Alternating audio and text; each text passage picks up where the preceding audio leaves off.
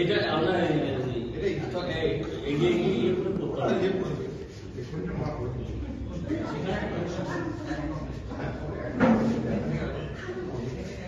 মোটামুটি কতজন বসা জানেন? 60। তো আপনি তো আরো আপনি এখানে তাহলে 72 করে দিন যদি হয়, আপনি সুবিধা হবে। তুমি আমাদেরকে বলে নিজে ঢুকতে লেগে গেল। হ্যাঁ ঠিক আছে, আপনারা ইনিশিয়ালি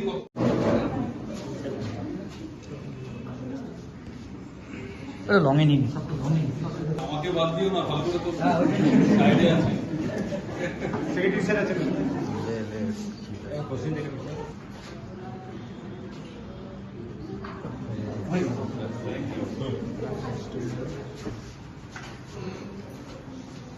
একটা পান না যায় আমাদের সাথে বাচ্চা। হ্যাঁ হ্যাঁ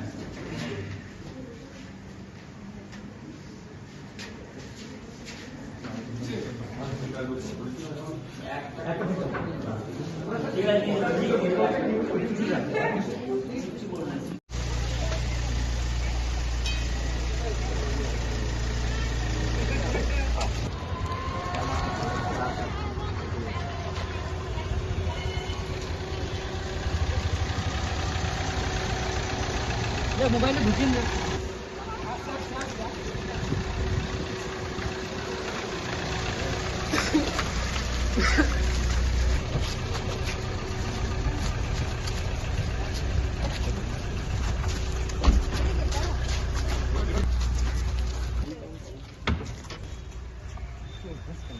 বাবা এত ছবি সব হলো তো মুশকিল।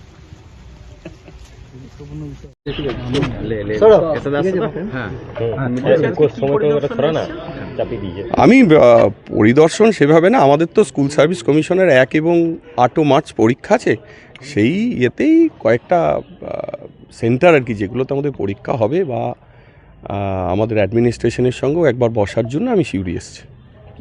দেখা হচ্ছে সব বিষয়, একটা পরীক্ষা সম্পর্কান্ত যতগুলো দেখা হয় সেগুলোই। মূল বিষয় মানে মূল আলোচ্য বিষয় সেগুলো ধরুন তো আমাদের নিজস্ব বিষয়, হ্যাঁ, সেগুলো জাস্ট একটা ইয়ের মধ্যে থাকে, সব অ্যাডমিনিস্ট্রেশনের সঙ্গেই তো লাগে। কোন বিষয়গুলোতে জোর দেওয়া হবে বেশি?